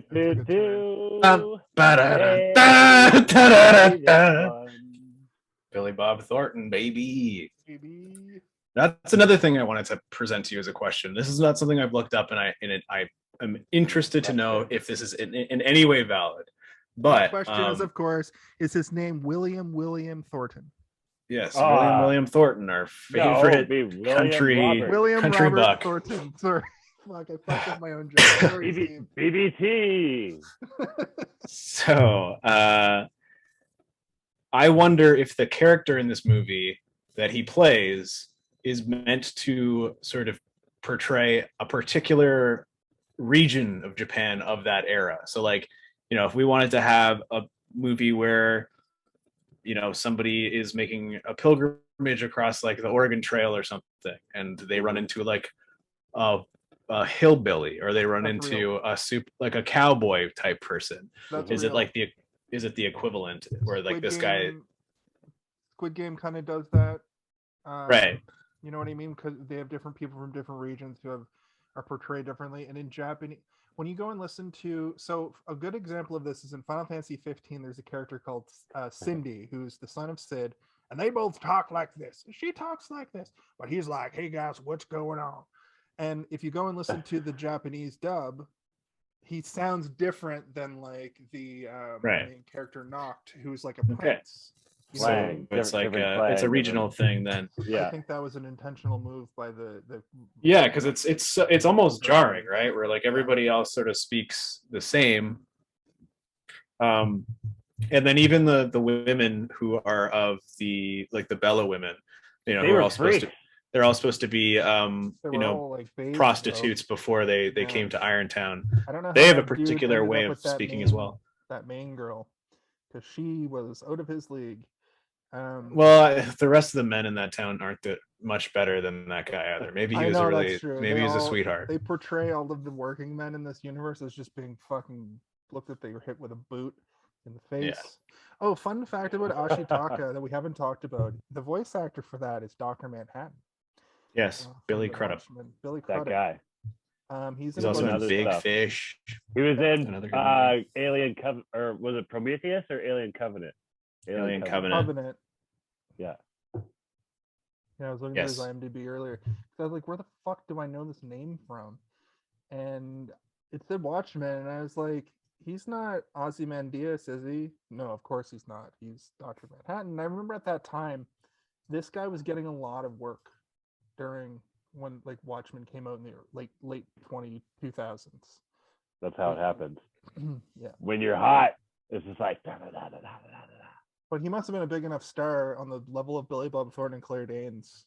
Claire Danes, of course, is Princess Mononoke. I kind of wish it was Nicolas Cage. Well, I think like a lot of the cast in this movie. Doing in '97, Snake Eyes, Con Air. What was the other one? Face Off? Yeah. Sorry. It's fine. The cast of this movie, yeah. I think Billy Bob Thornton was probably the heaviest hitter of the movie. But you know, I mean, for the English dub, obviously. But Keith David is obviously the best, but he's not. Keith David has never really been a household name. Voice like molasses. I think Claire Danes might have been the biggest star though, because Romeo and Juliet had just come out. Yeah, so the dubs for Ghibli movies, they never really go for like A-list celebrities. Like they're not going to pull in like A-, maybe B+. Yeah, they sort of do they do the Disney thing where they're like, you know, we'll get a couple people but then you know the other people will be people that you recognize, but you don't really know. So like Gillian Anderson, for example, like X-Files was very big in 1997. You get her to be the wolf. Jada Pickett Smith is in it as like a very minimal role. Was Lady Eboshi. That's Minnie Driver of the classic Groundhog Day. Why do I know that name? Minnie Driver. Wait, she's not Groundhog Day. Is she that girl from Drew Carey show? No. You're thinking of Mimi? Minnie Driver. Is she the mom from Step Brothers? Not the mom. No. Just wait 1 second. Not the mom. No, that's Minnie Driver. No, Minnie Driver is not from Groundhog Day. I think I got confused. I think Minnie Driver is she's a mom of some sort. Is she a mom? I mean, she probably plays a mom in something, but she's been in a lot of TV. She's been in a bunch of movies. She's been around. She's she's an actor. She's an actor. She's a freaking actor, man. Yeah. I had something else to say about the cast stuff, but I can't remember what it was. So whatever. Jada Pinkett Smith was in it. What else would you say? Yeah, I was just trying to underline the fact that like nobody in this movie, even in this era of time, was like considered to be a person that you would bank an entire movie upon. They're just there to power up this thing that Disney was hoping to bring over, and like, you know, they're like, this is basically what we do there. We can maybe capitalize on this and bring this stuff over. And Thornton at this time was just doing indie movies. Like he hadn't even. Tim Burton. Billy Bob Thornton. Chicken necks. Yes. basically. Included was, of course, like I said, Romeo and Juliet, Billy Crudup, or whatever his name, Tom. Zoe Kravitz. No, that's from she's like not even born yet. But yeah, anyway, if you go through other Ghibli movies and the casts that they have for their American dubs or the North American dubs, usually they have actors who are like, they're good actors, but they're not, the biggest actors at the time. So Ponyo, for example, Liam Neeson plays sort of like the villain character in Ponyo. Yeah, and when that movie came out, like, hit. Yes, Liam Neeson is a good actor. All you're saying you're doing is strengthening the point that I'm trying to make, is that he's a good actor, but you're not going to bank an entire animated movie on Liam Neeson being in it. So they kind of did that with Star Wars 3 years later. That wasn't an animated movie. That was a movie. I mean, there was a lot of animation in it. Okay, in that movie. It's like mostly shot on green screen technology. I don't think Jar Jar Binks was real. Episode 1, no, it wasn't shot on green screen technology. Actually, most of that movie was sets and locations. Yeah, but like, the water was sand. Don't get me started on Star Wars. I can talk about Star Wars literally forever. Sure the Duel of Fates Steve, when do you want to make a month or whatever? Just wait, how many episodes? 6? Let's not. I do not want to listen to Steve talk about Star Wars for fucking 2 months straight. I kind of want to listen to talk about Star Wars and then interject. Oh, you're saying, I like how you started with interrupt, because it would be it would be interjecting, but it would be interrupting because Steve gets going about Star Wars, I'll tell you. And yeah, I do.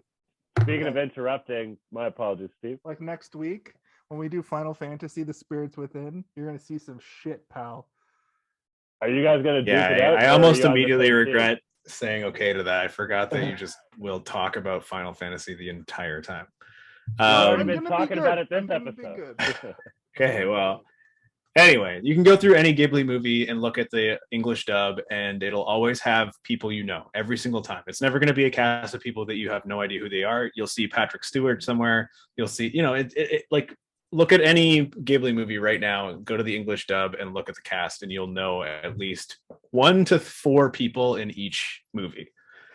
But this one has the most people that I know and love. I heard a lot of names, or heard a lot of voices for sure. Also, I did mention was just literally did Romeo and Juliet the previous year. I didn't realize I hit that so on the head. Which means she probably had already recorded all the dialogue for it before that movie came out. Could be. Ooh. So that makes you more right. Hollywood's so weird. Stars. Yeah.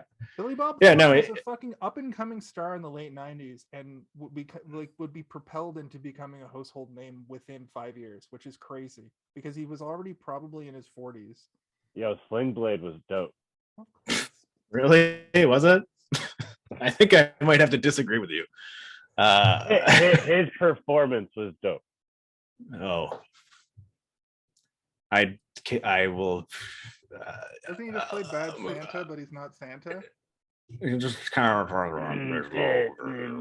can't do it. It's like grumbling, and he has a sling blade. Yeah, exactly. Now say fuck me, Santa. Now say fuck me, Santa. That's my Billy Bob Thornton. I wasn't able to walk right for a week. I hated Bad Santa too. Let's take this home. I think Steve still had something to say. I mean, I've had lots of things to say, but my train of thought has been obliterated at this point, so I don't really know what else to say other than Billy Bob Thornton's performance was weird in this movie, and I think I already said it sounded like they cut it up a little bit, like they just kind of snipped out pauses and stapled them together to get all of the dialogue into the mouth. It almost felt like they kept telling him to stop doing a British accent. Stop doing your southern accent, Billy Bob Thornton, please. Yeah. Please stop eating those ribs. Put those ribs down and read your lines. I need this fried chicken. When I say Nicolas Cage, though, do this role. You guys not hear that a little bit? What? Nicolas Cage, does it like when I said Nicolas Cage, does that make you go, no. oh, I can kind of hear that? For me, because I already knew that it was him, and I've known it's for him for like 20 years of my life. So as soon as I heard him talk, I was like, who is that? Is that no way? Is that Billy Bob Thornton? And then I immediately looked it up, and then I never thought about Nicolas Cage listen to it again. yeah, I don't know. His whole thing, I think, was just he's supposed to be a folksy commoner and easy to get to know, and then it's revealed that he's kind of a jerk ass by the end of the movie. It wasn't like, I have to find the national treasure. I'm gonna take my face. That sounded like I'm gonna Nicolas take Cage. my face. Oh. Yeah. All right, so let's, I guess, kind of go into our. Do we have any other like bits of business we want to talk I about? covered all my video games. I'm good. I don't think I heard the movie title shout out. I wasn't listening, but he definitely says Princess Mononoke at some point. I think that Lady Ibushi says it. She says we have to kill Princess Mononoke because she's trying to kill me or something, and then Nice. And then every time you see Princess Mononoke and her earrings turn slightly, there's a sound effect that goes like "Bring!" Every time I'm like, yes. Her earring jingle is the best. Good theme. The what was it Billy Bob who had the platform sandals? Yeah. That made and me was laugh. surprisingly agile in them. That was also a thing where you're like, he's so fast and he's so agile. You know that if he fights at some point, he's probably going to be competent enough. Do a little, yeah, exactly, yeah. Well, and he was. Ashitaka was like, "Fuck you, I'll kill you," and he's like, "Will you?" And then they have a competent fight with each other. Yeah. And then he tries to stop the rolling head inside of a giant iron container with his body, and it just takes him for a ride. But yeah, I guess like the finale, the final the finale of this movie is they shoot the head off of the spirit of the forest. Lady Eboshi gets her arm bitten off by the severed head of the spirit, one of the spirits of the forest. And then they have a chase with the night demon thing to give its head back, which is paired with a sort of a fight with Billy Bob Thornton and his hunters. But eventually they have to do the right thing, which is give the creature its head back. And the forest is restored. Iron Town is decimated. And even the large swatches of earth that have been turned to nothing but dirt begin to bloom flowers and sprouts. And the one guy goes, "I didn't know this. The forest spirit was what made the flowers grow." And then everybody looks at him and goes, "What are you, stupid?" What do you think Yeah, this is of course they about? do. Yeah. And then the movie ends, and it's a beautiful ending. Yeah. So it's like a surprisingly kind of calming ending, but also Lady Eboshi is like, "We'll start again. We'll build a better town." And I'm like, kill her. Somebody kill her. She's evil. I can see it because now she'll do it more ethically, I think. And I as the forge was burning towards the end of the movie, I was like, you have the technology doesn't go away like that. They just rebuild. You can just rebuild the forge. It's going to take some time. And there was another moment where like the wife is like, "Come on, we got to get out of here." And he's like, "But the forge is burning." And it's like, do you want your life or do you want like a little bit of gold? That's trickle down economics anyway. So let's save our lives. And I think everybody kind of doesn't see, literally doesn't see the forest for the trees. They just want to decimate the land and make money. And that's what we're living in our nightmare capitalistic hellscape that we live in today. Boo! I'm just picturing them building a new Iron Town, and they go into the room with all the lepers, and one of them's like, "Here, Lady Ibushi, try this. I made something. It's a meat supplement. It's called Beyond Meat." Yeah. And she eats it, and she's like, "This is delicious." But then, like, you look over, and one of the lepers is like freshly lost a whole arm, and they're like, "Oh God, they're just eating leper flesh." Yeah, and there's very limited lepers. Well, Also, I mean, it's fine if you cook it. You can always make new lepers. I don't think any of those lepers survived.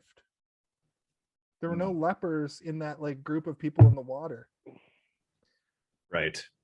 Also, all their flesh would fall off if they went into the water. They probably got them. Yeah. Yeah, the whole Iron Town is on fire, and some guy's like, "The leprosy probably got them." You can still hear them burning to death in the flames. "Ah! My bandages are on fire!" It's probably the leprosy. The leprosy got them finally. That's a shame. Anyway, let's save our own lives.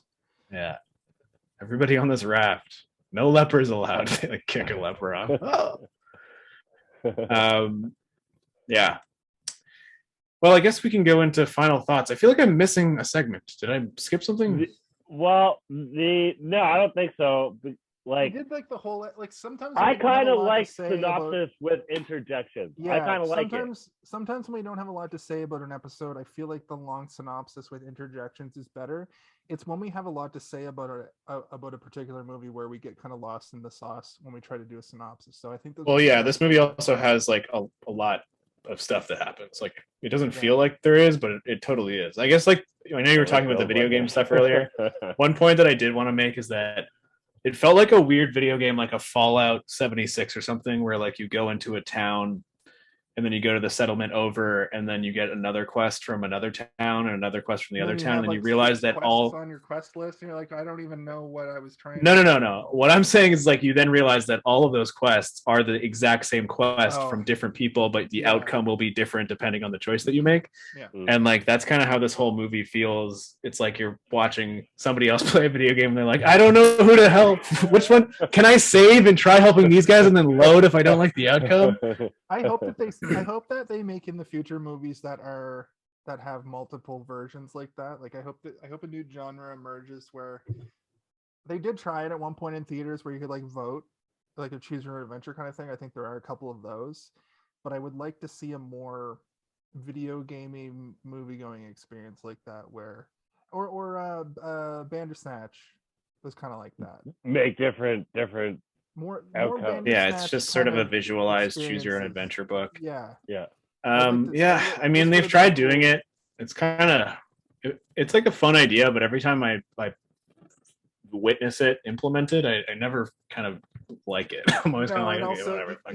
If you were going to do a movie version of it, it basically has to be put on a console, and they can only do it on certain platforms like Netflix that have the infrastructure to make it. And basically that was a whole season of Black Mirror. You know, has anyone ever done a sequel to a movie where it's all someone else's perspective, but like the same event or whatever? That happens a lot in video games. I don't know if there's a lot of movies that do that. Like, I guess kind of Rogue One is sort of that. Yeah. I think I misunderstood the question. What is like so like let's say you see a movie, right? And like it's you know it's one central character or whatever, and they're kind of branching off characters, and they have their hero's journey or whatever that they do. And there's escapades throughout that journey. Has there ever been a sequel where it's not a continuation, but it's the same story but from someone else's? You're now viewing it from a different person's perspective. I think Rogue One is probably the only one I can think of that's even Rogue One is not. I don't know what you think Rogue One takes place, but it takes place before A New Hope. It's so close to before A New Hope that no, but it's not. Yeah, but that's like saying it's like a prequel. No, what would it be is it would be called Rogue 2. It would be the same movie happening at the exact same time, but it would be all Krennic, like the whole movie, and he'd be like, Here we go. The Animatrix. I guess technically, those movies happen at the same time as the Matrix in certain. I was gonna say Back to the Future 1 and 2 because remember at the end of Back to the Future, he goes back to the first Back to the Future movie, and he's like literally in the background doing stuff. Yeah. The back. Okay, a little. That's kind of Animatrix series is kind of that too. I mean, every cartoon show has done an episode where they like, then this is what happened during Homer's day, and then this is what happened during Marge's day, and then this is what happened during Lisa's day. Television. Television does it pretty. Arrested Development did it for like the last season, didn't they, or something like that? No, I think the second to last season was everybody's. Was it the? Yeah, but there's never been a movie, has there, where like the sequel? No. You have to have a franchise. The answer is no. Yeah. You have to have a franchise big enough. Or well, I guess Avengers and what was it? Endgame, where they go back in time, like that. Right. Kind of. But you have to have and that's a franchise that's big enough to be able to do that. And we've seen bits of that in like Hawkeye had a moment where you see somebody else's point of view during the raid on Manhattan from the first Avengers. That's like what I'm saying. You have to have a franchise big enough that people care enough to have some story that happens concurrently with a story that already exists. I think Star Wars. If it's a dope story, who cares? I think they could do A New Hope. a sister movie to A New Hope that From is like Darth Vader's perspective? no, because that's like a reverse. That's like a reverse thing. Like that's kind of like the Maleficent movies and the Oh. you know what I mean, and the Cruella de Vil movie where they do it from the villain's point of view. There's a video game called Shadows of the Empire that takes place during Empire Strikes Back, and you play as Dash Rendar, Dash Rendar.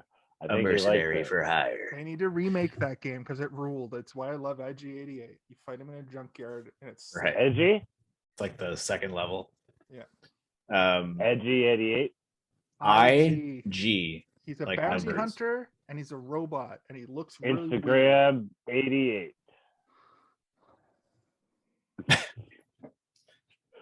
Yep. Okay, let's take it to the final thoughts, man, because I think that it's time. So, once again, the movie we watched today is Princess Mononoke. I don't have a physical copy to hold up. I do somewhere, but I am not going to go look for it. Oh, come on. How hard would it be? It would be hard. That's why I'm not going to do it. Like, hard enough that I'm not going to do it. Jason, we can't see it. I'm not sure if you can tell that we can't see it, but we can't see it. And nothing. I went first for saying when I saw it, so I guess I'll do my final thoughts first. I think this movie is excellent. I have seen it so many times now that it's like I don't find myself being as overwhelmed with emotion as I was when I would watch it when I was sick. But it still does affect me pretty heavily emotionally. It kind of like brings me back to a more innocent and normal time in life when I was a kid and was discovering something new and interesting and something that I could invest in. And the story on the surface is pretty simple in terms of what's happening narratively. It can be a little bit overwhelming, and it takes a couple of kind of passes through it to kind of fully digest everything that's happening. And like the theme of nature versus pollution, it is there, and it's part of it for sure, but it definitely runs much deeper than that. And I think every time you watch it, you can kind of find a little bit more perspective from almost everything. Even like those little ghost skeletons, you kind of get what they're up to by the end of the movie. The tree spirits, the little rattly stone ghosts, the rain stick head. Yeah, the little noisemaker man. Funny butt. They got tiny little butts. Rain stick somewhere. I'll get it. No, I don't know where it is. It doesn't have like the craziest iconography either. Like you could show pictures of this movie to people and they would probably have no idea what it is. But that being said, I think that it has some of the most beautiful imagery and interesting sort of like costume design. And, there's super simple design for a lot of stuff, but like a lot of thought went into it. Like you were saying, Jason, earlier with the rifle, like I'm not sure if that's a rifle designed anywhere in reality, but it's very cool and interesting. It was something that like caught my attention within a scene when I was a kid where they're just having back and forth dialogue that would otherwise be kind of boring to a kid. She's examining like a crazy rifle the whole time. So you're also like, ooh, cool, a gun. There's a gun in this fantasy movie with swords and bows. Yeah. But yeah, I think that if anything, give it a shot just to find yourself watching a Disney movie from a different region and a different time on planet Earth. This is very much sort of like a Disney movie from a different culture is kind of how I feel when I watch it. And it gives me the same feelings I had for early 90s Disney when I was, 11, 12 years old when I first watched it. I will give it 3 rattly skeleton ghosts out of endless amount, which is a good number because you don't want to have too many of them because they'll get all up in your house and you'll never get any rest because they'll be rattling all day. And you'll keep picking them up years later. Yeah, and they spook me a little bit. I don't want to have more than 3 of those things in my house. Oh, your face is on sideways. Yeah. I think I went to Jason after that. Yeah. Guys, here's the thing about Princess Mononoke. It's a beautiful allegory for man versus nature and the impact on industrial expansion on nature. It reminded me a lot of the fracking crisis, when they go in and they just frack in the side of the rocks underwater for oil and natural gases and just leave the pollution everywhere. And that's really boring to talk about. What I do love about this movie is that it immediately gets you with those things that mattered in 1997. They still matter now, right? Like, people were just starting to talk about global warming in the mid 90s. And the point I'm making is that while you have this, people didn't think about that movie as that at the time. It's become so prevalent in society now that you notice it more now. Back then, you just noticed this nice fantasy movie about these characters in this fantasy world that's super fantastic. But I couldn't stop thinking about my own mortality while watching this person heartlessly ravage the earth for just iron. This is only the Iron Age. It's like the 1300s. That said, the fantasy part of this movie is fucking fantastic. It's so good. I loved it a lot, but I do find elements of this movie like not up to snuff and not up to par. Like, it would be really cool if people were able to like cast, like, if you have these big grandiose monsters, you have these actual monsters that can speak to you telepathically, super beasts, demons. How come nobody's casting magic? Like, I want maybe if they had a little bit more magic, it'd be a little bit more interesting. Right. I don't know. I mean, I think that's supposed to also represent that, like, humanity has completely lost its touch to nature and doesn't have magic anymore. But even the wolves and the boars, like, they don't have magic either. They're just able to talk to you telepathically, and then they're just big monsters. But then, like, the spirit of the forest, literally, it's just all a magic entity, but it's also corporeal. So I think Steve, what you said earlier about how there's a lot of lore that we didn't get in our upbringing that's mixed in with this, but it's just tangible enough that it does work for a Western audience. I think that's kind of the heart and soul of this movie. I do love it, but I do also find myself going like, get to the next thing in that first act and a half. I just want to see the fight.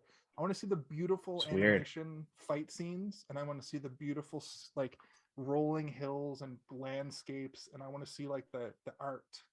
I don't want the. I feel it's weird. I feel the complete opposite, where like as soon as everything starts to get to like the overwhelming end sort of battle, that's where I kind of like fall off a little bit. Like, I'm so with it up until I don't know. I guess that's it's fine. Just like tonally, yeah.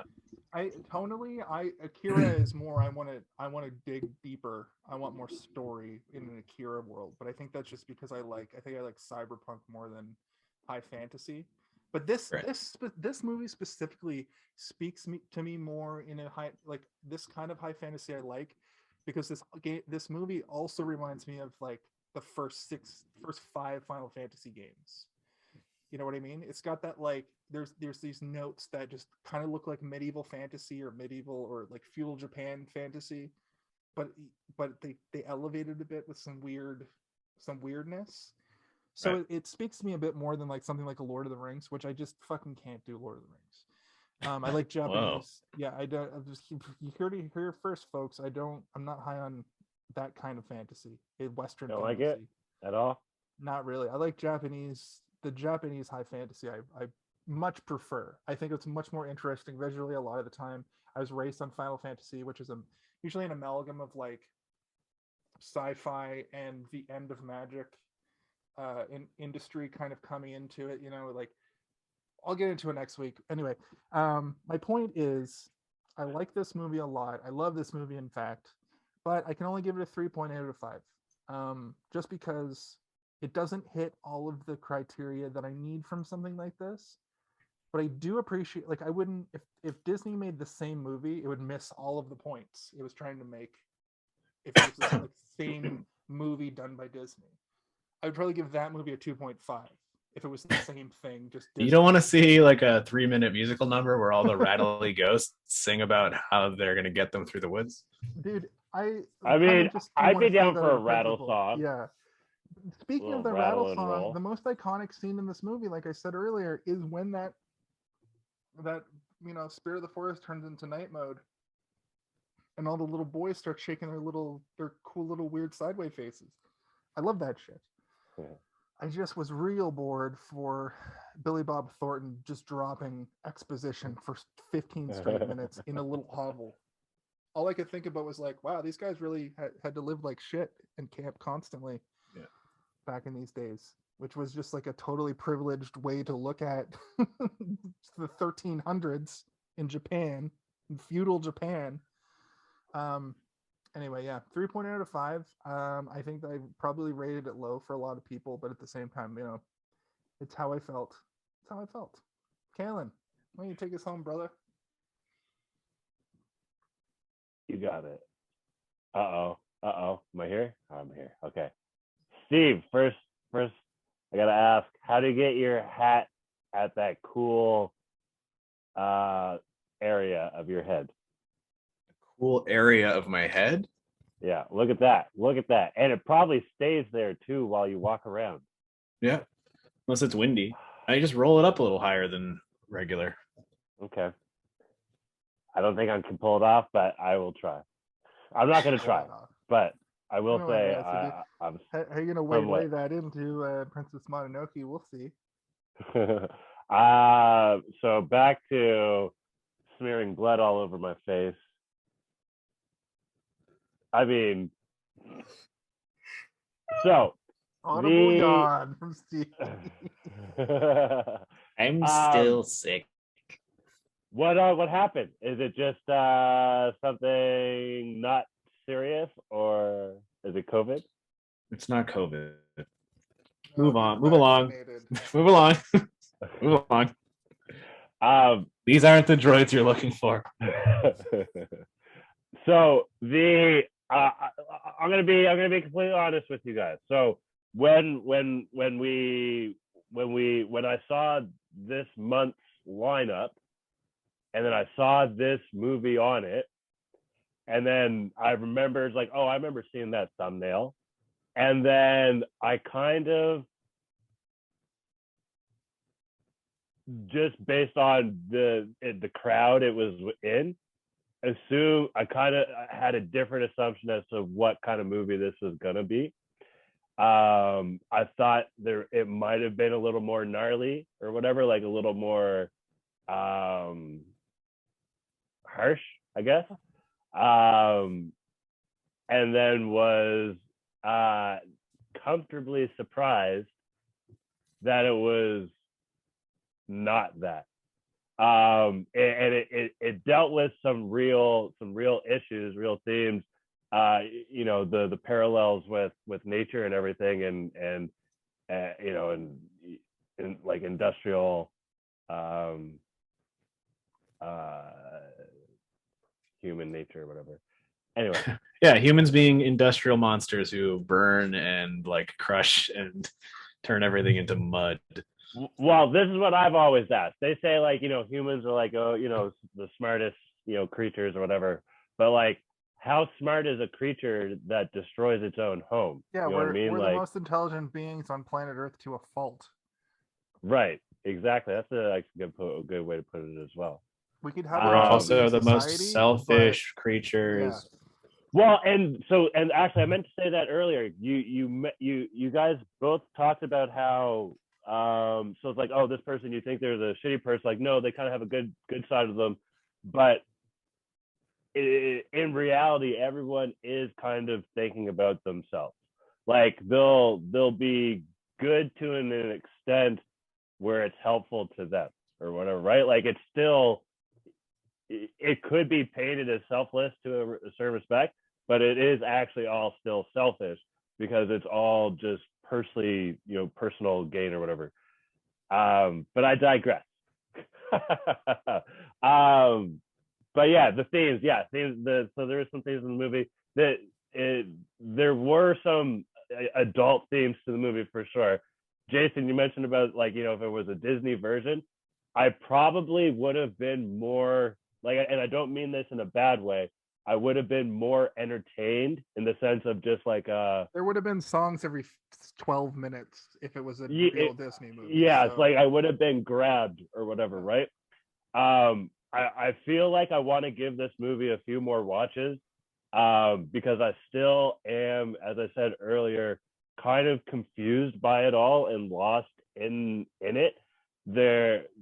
It was very smooth and comfortable, but there was also like kind of like we were saying, like the show don't tell, and like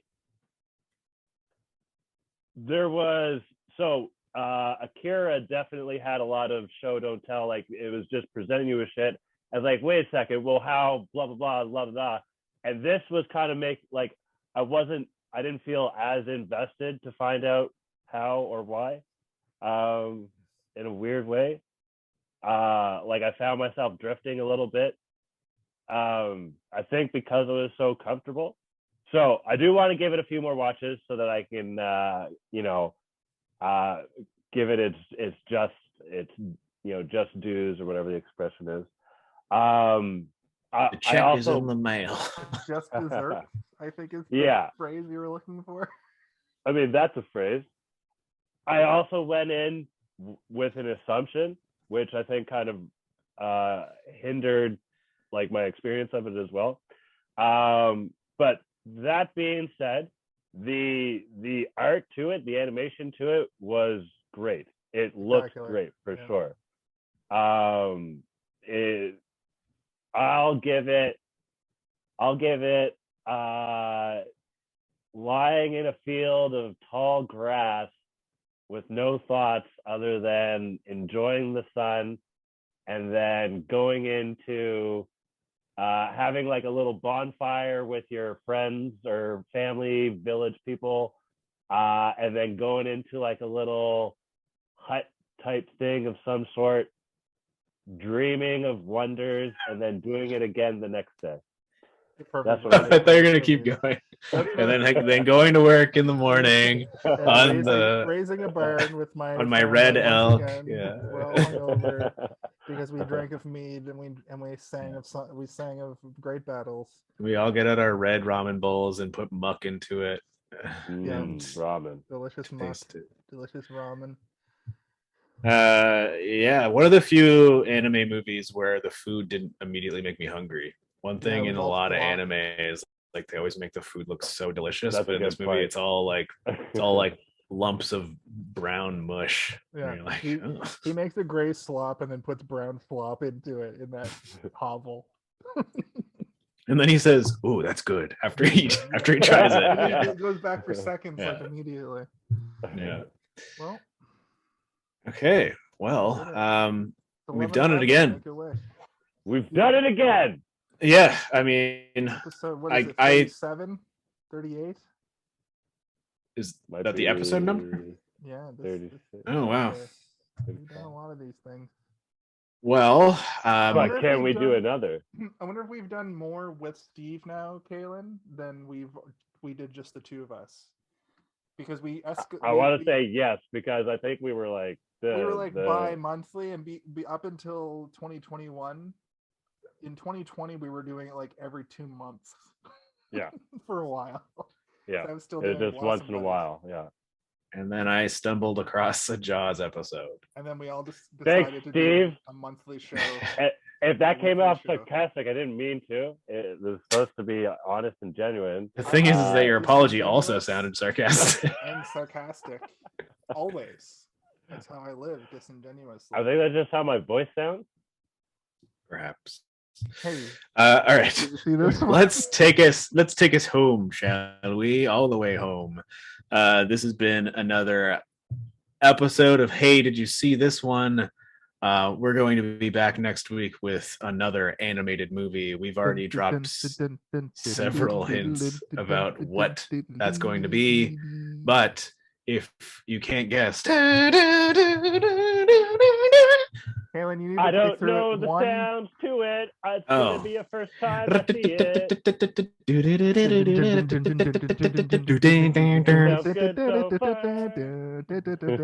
Kaylin, you need to go play through one whole Final Fantasy game in the next week. It's gonna take not the chibi one. The one with the big ass sword looks so cool, but Final then Fantasy he's like, VII. Final Fantasy VII. how come the game can't look like the cover? That's what I want to know. Well, Because it was 1996. also it can now. For the Final Fantasy VII remake exists and is very good. Does it have a sword? A big ass sword? Yes, it's the character with the big sword you're talking about, but instead. Yeah, of- but I thought you were actually a different character. I thought they showed that character on the No, front, that's the but main you're character. actually a different character. Hey, did you see this one? Yeah. We're doing Final Fantasy Spirits Within next week. Which has nothing to do with any of the video games, so that's why it's important that you keep that in mind. Yes. Me? We won't have any. Yes. Yeah. The movie is nothing like the games. It's When I'm talking about Final Fantasy Spirits Within and I'm referencing other Final Fantasies, it's just me doing that. It has That's no. fine. There's a cactar on the back of a jacket. Anyway, look. We'll talk about Save it for next week. Yeah. Yeah. It's almost like it takes place in a world where everybody loved Final Fantasy, but Final Fantasy So, wasn't real. Yeah, but didn't work for theaters at that time. Yeah. 1990 All right. was a weird year. So hopefully we have a lot to talk about for that one, but I'm not sure. I haven't seen it in a really I kinda long feel time. Like Jason is just going to talk the whole episode, and then we'll be there like. I thought Steve was going to Pissing talk him this off. whole episode about Princess I- Mononoke, but I had stuff to say, so who knows? And Kaylin, Meh. if you've never seen this movie, Kaylin, you're going to enjoy it. It's a great sci-fi. Is there more than one Final Fantasy movie? Yeah, I told Not told in you this already. lore, but there are There's- a few. Yeah, There's one with a girl, prequels- right? Are they all with a girl? No. There's Is there just prequels- one with a girl? There's prequels and sequels to other Final Fantasies, but this is a standalone thing. This has nothing to Okay. do with any of the games. That sounds like a good introduction for me. Final Fantasy Advent Children is a sequel to Final Fantasy VII, the guy with the big sword. Final Nice. Fantasy, there's a Final Fantasy 15 prequel, which happens hours before the game starts. What's the highest Final Fantasy right now? 15. 15? Yep. They're slacking. They've been around for way more than 15 Well, they years. make them every 7 years. They don't now. make one every year. It's They made them insane. every- You know they how long made it takes to them make a video game? No, but they did kind of make Long one time. every year up until Final Fantasy 9. Every 2 years max, up until Final Fantasy 9 and 10. And Final Fantasy 10 is where it sort of stopped.